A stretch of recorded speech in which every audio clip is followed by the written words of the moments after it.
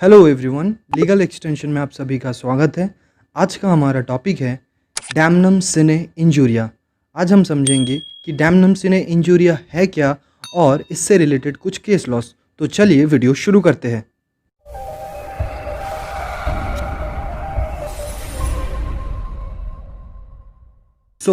Damnum sine injuria एक legal maxim है in which damnum means damage physical, mental or otherwise. Sine means without or in absence of. Injuria means infringement or violation of legal right. Person is not entitled to get compensation for his loss because his legal right is not violated. Mere loss or damage does not constitute itself a tort. इसकी जब किसी का भी damage होता है means actual damage होता है मगर लीगल राइट का कोई भी वायलेशन या इन्फ्रिंजमेंट नहीं होता है, तब अगर कोई सूट फाइल करता है डिफेंडेंट के अगेंस्ट, तब वो सूट जो है वो मेंटेनेबल नहीं होगा और प्लेंटिफ को कोई भी कंपेंसेशन या रिमेडीज प्रोवाइड नहीं किया जाएगा।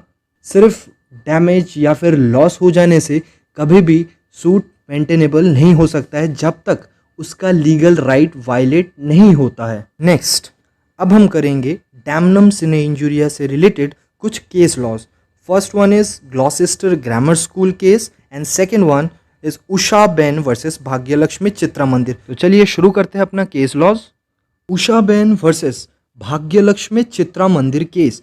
इन this case plaintiff argued that her religious feelings were hurt because in a movie Jai Santoshi Ma, the three goddesses Lakshmi, Parvati, Saraswati were depicted as jealous and were ridiculed. In this case, the plaintiff's action for injunction was rejected. So, इस case में क्या हुआ, plaintiff lady थी जो cinema hall में जय संतोषी माँ movie देखने गई और वो मूवी देखने के बाद उनको ऐसा लगा कि जो गॉडेसेस है लक्ष्मी, पार्वती एंड सरस्वती, उनको अलग ही रूप से दिखाया गया है, मतलब रिडिक्यूल एंड जेलस वे में दिखाया गया है, जो उनका जो रिलीजियस सेंटिमेंट्स है उनके अगेंस्ट था और इसीलिए उनको बहुत हर्ट हुआ और इसी वजह से प्लेंटिफ ने केस फाइल कर दिया अगेंस्ट द डिफेंडेंट और उन्होंने ये डिमांड किया कि जो ये फिल्म है वो इंजंक्ट किया जाए, ठीक है। मगर कोर्ट ने कहा कि यहाँ पे जो प्लेंटिव है उनका सिर्फ पर्सनल लॉस हुआ है या फिर रिलीजियस सेंटिमेंट्स को हर्ट पहुंची है, अदरवाइज कोई भी ऐसा लीगल राइट का वायलेशन नहीं हुआ है जिसके वजह से फिल्म में इंजंक्शन दिया जाए। इनका सूट जो है वो रिजेक्ट कर दिया गया और इस तरीके से हमने देखा कि प्लेंटिव को कोई भी रिमेडीज प्रोवाइड नहीं किया गया। नेक्स्ट केस है हमारा ग्लॉसेस्टर ग्रामर स्कूल केस। इस केस में क्या हुआ, defendant who was the schoolmaster opened the school in front of plaintiff school. Due to competition, plaintiff has to reduce school fees which incurred heavy loss to him. Plaintiff claimed this loss. Court rejected plaintiff's action because there was no violation of legal right.